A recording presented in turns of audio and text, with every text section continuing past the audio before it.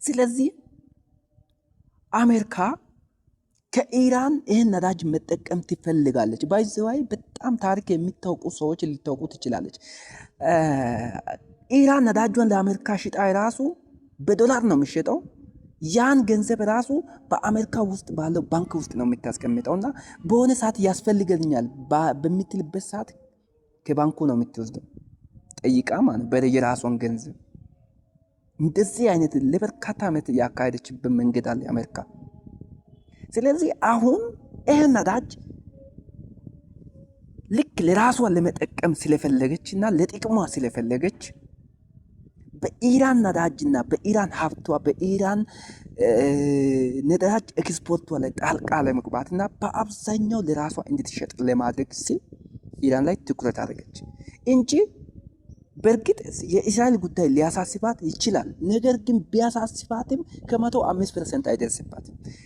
ከ190% ኢራን ልጄ ናት ብላ እስከ ዛሬ እየተዋጋች ያለችው እውነት ለኢራን ተቆርቁራ እንዳይመስላችሁ ለራሷ ለጥቅሟ ሲባል በደንብ መረዳት አለባችሁ። በዚህ ጦርነት ሌላኛው አሜሪካ ደግሞ የምትጠቀምበት ሌላው ነገር ምንድን ነው? አሜሪካ በርካታ ቴክኖሎጂስ የሆነ መሳሪያ ያለባት ሀገር ናት። አሁንም በጣም በርካታ መሳሪያዎች እየተሰሩ ያለባት ሀገር ናት። ስለዚህ እነዚያ እየተሰሩ ያሉበት መሳሪያዎችን በዚህ ጦርነት ላይ ቴስት ታደርጋለች፣ ለሙከራ ትጠቀምበታለች። በጣም ከባባድ መሳሪያ የሚባሉት መሳሪያዎች እንዲሁ ዝም ብሎ ትሬኒንግ ማድረግ ስለማይቻል በዚህ ጦርነት ላይ ለሙከራነት መሳሪያውን ትጠቀማለች። በመቀጠል መሳሪያውን ትሸጣለች። ለነሱ ገበያ ነው። አያችሁ፣ ለነሱ ገበያ ነው። መሳሪያን ለመሸጥ መሳሪያን ቴስት ለማድረግ ምን ያክል ኪሎ ሜትር እንደሚሄድ ምን ያክል ሰውን ወይንም ምን ያክል ጉዳት ማድረስ እንደሚችል ምን ያክል ቶን አውትፑት ማድረግ እንደሚችል ቴስት የሚታረግበት መድረክ ነው ለአሜሪካ ማለት። እኛ እንደምንጨነቅ አይደለም፣ እኛ እንደምናስበው አይደለም። የአሜሪካ ጣልቃ ገብነት በደንብ ማወቅ አለባችሁ።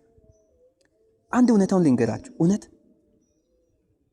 እኛ አፍሪካ ነን። አፍሪካ ውስጥም ኢትዮጵያ በጣም ትልቅ ታሪክ ያላትና አሁንም ትልቅ ታሪክ እየሰራች ያላት ሀገር ናት።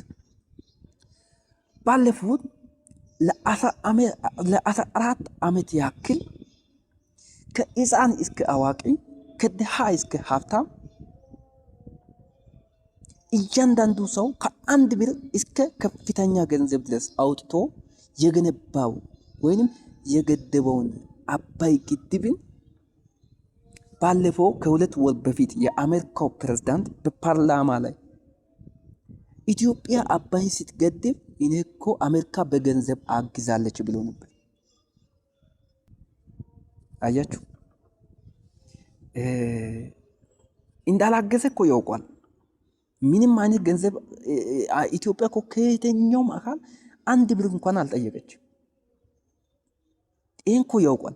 ነገር ግን ለምን ይህን ቃል ለምን ተጠቀም? አያችሁ፣ ሁሌ አሜሪካ ጥቅም ፈላጊ ስለሆነች በሆነ ሀገር ጎን ላይ ሆኜ የሆነ ነገር ሊጠቀምበት። ለምሳሌ ሊበልና ግብፅ ላይ ወርቅ ቢኖር፣ ግብፅ ላይ ነዳጅ ቢኖር፣ ግብፅ ላይ የሆነ ነገር ቢኖር ግብፅን በሆነ ነገር ላይ ሰፖርት አድርጌ ያን ነገር ለራሴ ሊጠቀም የሚል ሀሳብ በመያዟ የሆነ ሀሳብ ታነሳለች። አፍሪካ ብዙ ማዕድን፣ ኮባልት፣ ወርቅ የመሳሰሉ ነገሮች ያለባት በጣም ብዙ ሀብት በመሬት ውስጥ ያለባት ሀገር ናት።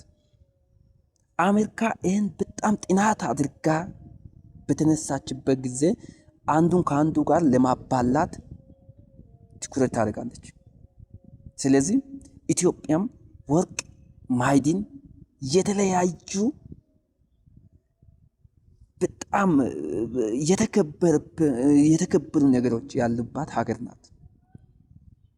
ስለዚህ ይህ ንግግር ራሱ የተጠቀመበት ዓላማ በጣም ማወቅ አለብን እና አንድ ነገር ቅድም የሚያነሳውበት እኛ የምናስበው ሀሳብና እነሱ የሚያካሂዱበት አካሄድ አንድ አይነት አይደለም። በእርግጥ ብዙ ሰው መንገድ ላይ በማን በኩል ናችሁ፣ በሀሳብም በተለያዩ ነገር በማን በኩል ናችሁ አትበሉ። እኔ በማንም በኩል አይደለም፣ አንተም በማንም በኩል አትሁን።